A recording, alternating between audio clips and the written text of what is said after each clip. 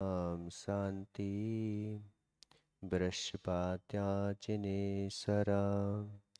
नमो अरिहंताणं नमो सीताणं नमो ऐरियाणं नमो वज्रायाणं नमो लोये सब साहुणम।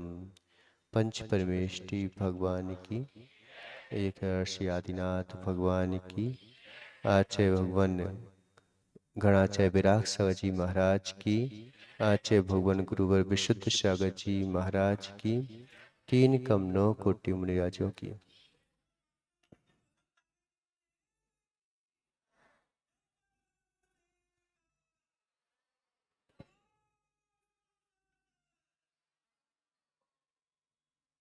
मनुष्यों, आज व्यक्ति प्रमाद करने में तो जाग रहा है, लेकिन जागने में प्रमाद कर रहा है।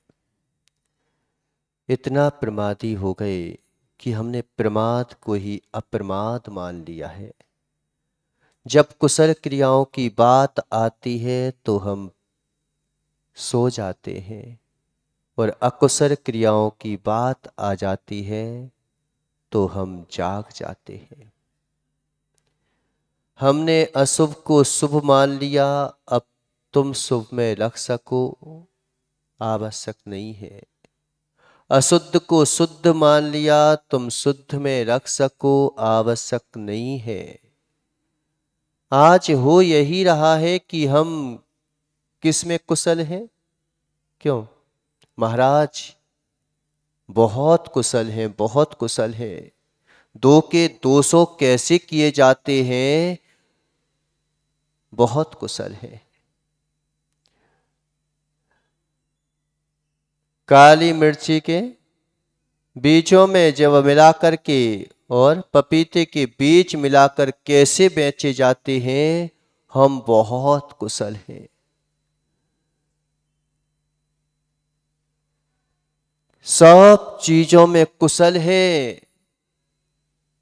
पाप की क्रियाओं में हम कुशल हो गए और पुण्य की क्रियाओं में कुशल हो गए।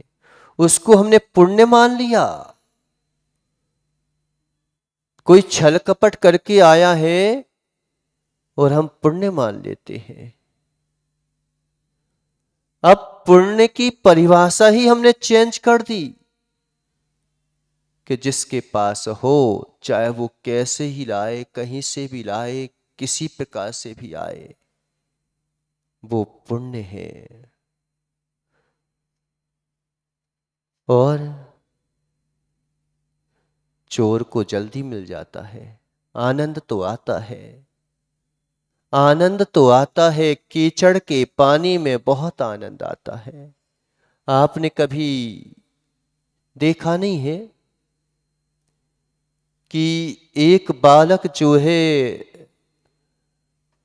वो मेला घूमने के लिए जाता है, वहां पर कुछ गुब्बारे पड़े हुए थे, कुछ गुब्बारे नीचे पड़े हुए थे, कुछ गुब्बारे ऊपर नीचे हो रहे थे, कुछ गुब्बारे बहुत ऊपर जा रहे थे। बालक ने पूछा, पिताजी क्या कारण है कि ये गुब्बारे बड़े अजब गजब दिखाई दे रहे हैं? आखिरकार ये नीचे ही क्यों पड़ा है, ये ऊपर ही क्यों पड़ा है? पिताजी ने बोला कि बेटा, ये गुब्बारों का दोष नहीं, गुब्बारों में जो भरा है उसकी वजह से ये सब ऐसे लहरा रहे हैं। एक पानी का गुब्बारा था, बड़ा अच्छा था। क्यों विनय, पानी का गुब्बारा नहीं देखा कभी? गाल पे लगा, बहुत ठंडा लगता है। और जितनी आवाज करता है, जितनी आवाज करता है वो पानी का गुब्बारा करता है, और गुब्बारे आवाज भी नहीं करते।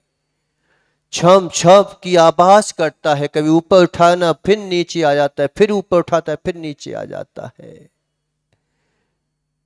ऐसे ही बहिरात्मा में आनंद तो आता है, भोगों में बहुत आनंद आता है।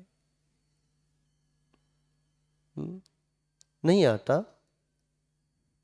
मनुष्य के पैर नरक को स्पर्श करते हैं और सिर स्वर्ग को सिर जो है स्वर्ग को की ओर जाता है। जो नाभि के नीचे के पार्ट्स का अनुकरण करता है वह नीचे नीचे धंसता चला जाता है।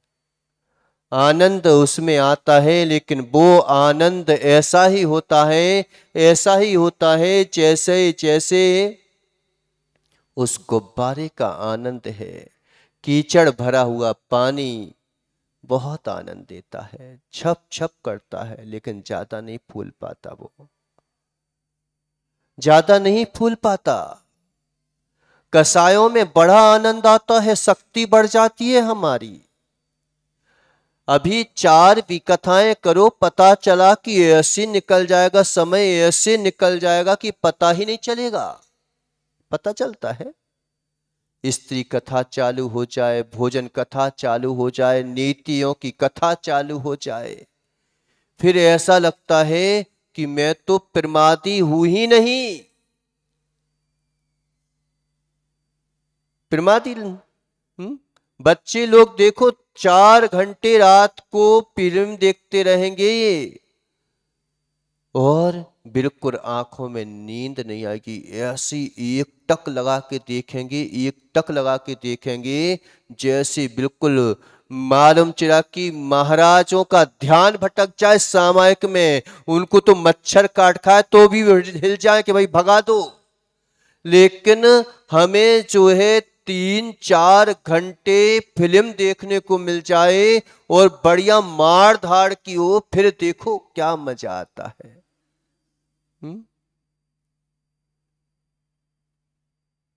बिल्कुल एकाग्र होके चित्त देखते हैं, जैसे बिल्कुल ध्यान में बैठा होता है, जैसे बगुला होता है ना, बगुला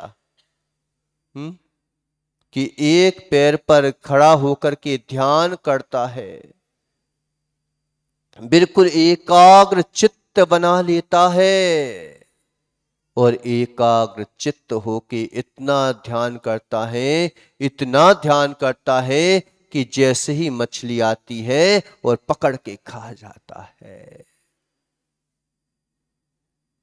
ऐसे ही हम शांति से बैठे रहते हैं, बैठे रहते हैं, लेकिन जैसे ही मायाचारी की वो आती है मछली और अपनी आत्मा को हम तुरंत खा जाते हैं। आनंद तो आता है, क्यों आनंद नहीं आता? भोगों में भी आनंद नहीं होता तो कर नहीं सकते थे। कसायों में अगर शक्ति ना बढ़ती तो कर नहीं सकते थे। कसायों में सबसे ज्यादा शक्ति बढ़ती है, कसायों में। एक की 2 सुना दो तो ऐसा लगता है कि मेरी ताकत बढ़ गई, नहीं लगता? बल्कि जो ना सुना पाए तो ऐसा क्या कहते हैं, क्या बुज़दिल इंसान है, डरपोक इंसान है। क्षमा वीरस्य भूषणम कहने में अच्छा लगता है, सुनाने में अच्छा लगता है, लेकिन क्षमाशील व्यक्ति, अगर तुम्हारा बेटा भी हो तो महाराज इसको बोलो चंटफंट बन जाए, ये किसी काम का नहीं है, ये कोई काम नहीं कर सकता। क्यों? विनय। और वो ही अगर कोई मायाचारी लोग भी क्षमा वीरस भूषणम बोल देंगे, कितना जो है बोलने में वो अच्छा लगता है, चलने में ये अच्छा लगता है, करने में वो अच्छा लगता है, रखने में ये अच्छा लगता है। आनंद आता है, आनंद आता है। अगर कोई ईमानदारी से दुकानदारी करे तो दुकानदारी चलती ही नहीं है उसकी। बेईमानी से दुकानदारी करे तो दुकानदारी चलती है, नहीं चलती। कोई अगर फिक्स कर दे कि मुझे इतने परसेंट कमाना है बस, और इतने परसेंट पे मैं व्यापार करूंगा। फिर वो कहेगा अरे यार ये तो बिल्कुल निलय है, बिल्कुल काम का नहीं है, ये तो ना कम कर रहा है ना ज्यादा कर रहा है। हमें ज्यादा कम में आनंद आता है, जो जैसा है उसको जानने में आनंद नहीं आता।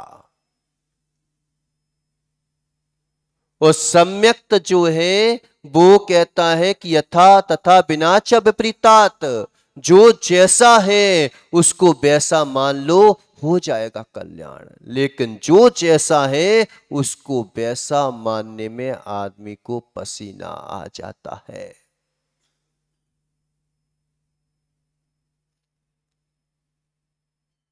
क्या गलत होता है दुनिया में? कुछ गलत होता है क्या? कुछ भी गलत नहीं होता, लेकिन हमें गलत करने में आनंद आता है। कुशल कहलाते हैं हम। आचार्य भगवान समंत भद्र स्वामी ने कुशल का अर्थ बताया। कुसरा कुसरम कर्म पररोकश्च ना कुचित, एकांत गह रक्तेषु नाथ सुपरवैरेषु। जो एकांतवादी है, एक पक्ष से ग्रसित है, ना उनके पास कुशल कर्म घटित होते हैं ना अकुशल कर्म घटित होते हैं। जब पुण्य पाप क्रियाएं कोई भी घटित नहीं होती। जो स्यादवादी हैं उन्हीं के पास कुशल अकुशल कर्म घटित होते हैं। मान लिया, काम कैसे चलेगा महाराज? संसार का काम कैसे चलेगा अगर ये नहीं होगा तो? संसार कैसे चलेगा? हम रह कैसे पाएंगे? ठीक है भैया, सही बात है ये बात कि इसके बिना संसार तो नहीं चलेगा। संसार इसके बिना चल नहीं सकता। संसार चलाना ही है तो फिर चलाओ। वो संसार नहीं चलाना है, अब बताओ कि कौन है मोक्ष मार्ग जाने वाला? कोई है? बहुत सामना करना पड़ता है। एक बार बोला था ना कि पहाड़ को उठा के फेंक देना बहुत आसान है, लेकिन अपने भावों को, जो कर्म तुम्हें निमित्त प्रभाव डाल रहे हैं, उन प्रभावों के सामने अपने आप को संभाल पाना बहुत मुश्किल है। दिनेश, अगर बहाव इस तरफ है तो उसी तरफ बह जाना बहुत आसान है, लेकिन तुम्हें विपरीत दिशा में जाना हो तो बताओ कितना मुश्किल से सामना करना पड़ेगा। और फिर तुम्हें पूरे बांध के उस पार जाना हो, बताओ चढ़ पाओगे? वो तो फिर भी चढ़ना सरल है कि बहाव इस तरफ चल रहा है, तुम्हें इस तरफ जाना है, चले जाओगे। कुछ दूर जाते हैं फिर फिसल जाते हैं, फिर फिसल जाते हैं। बार बार करना पड़ता है। कितने बार जो है भावों की दशाओं को देखो तुम, कि अगर भावों की दशा व्यक्त करती जाए तो हो सकता है कि माँ अपने बेटे को बेटा ना कह पाए, बेटा अपनी माँ को माँ ना कह पाए। हम इतने प्रमादी हो गए, इतने प्रमादी हो गए कि सपने में ना जाने क्या क्या कर देते हैं। सपने में तो कर देते हैं, लेकिन जागृत में भी उन्हीं की ओर दृष्टि चली जाती है। नहीं जाती? कई बार ऐसा हो जाता है। फिर हमारी जो है पूर्व के अनुभव हमारी बेड़ियां बन जाती हैं। अब ये हो ही नहीं सकता। क्या?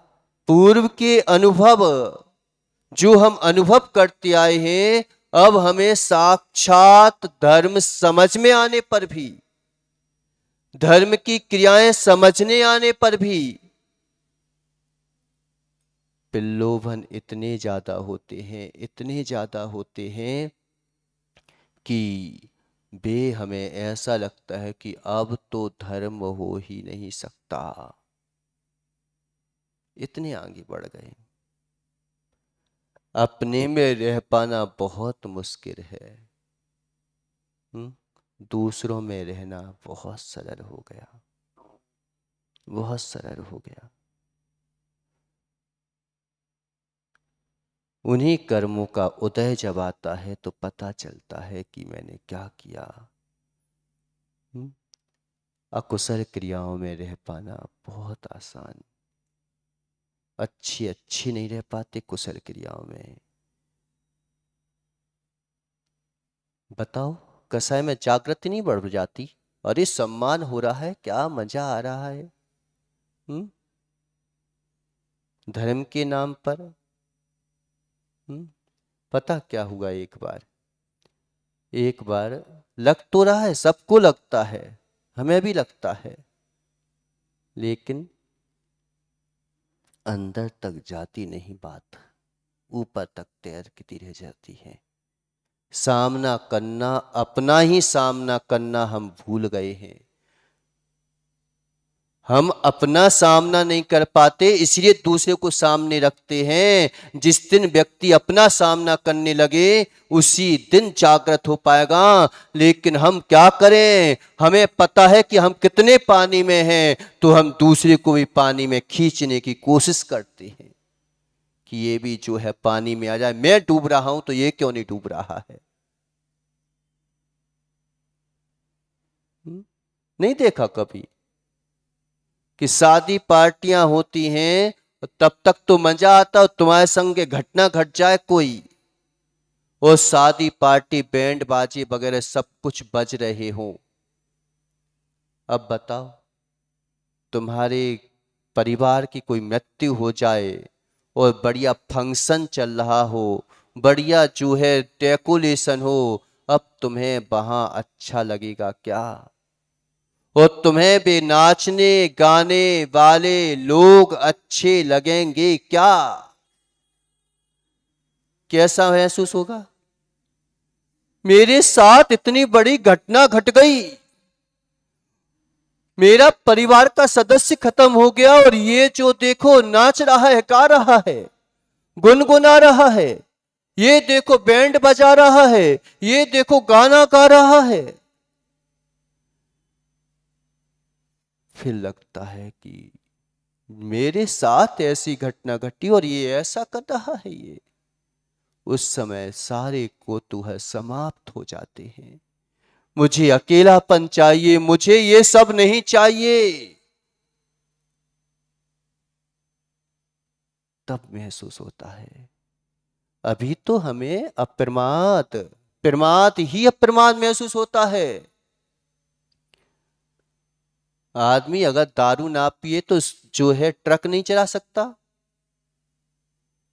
नहीं चला सकता रात भर, पक्का बता रहा हूं।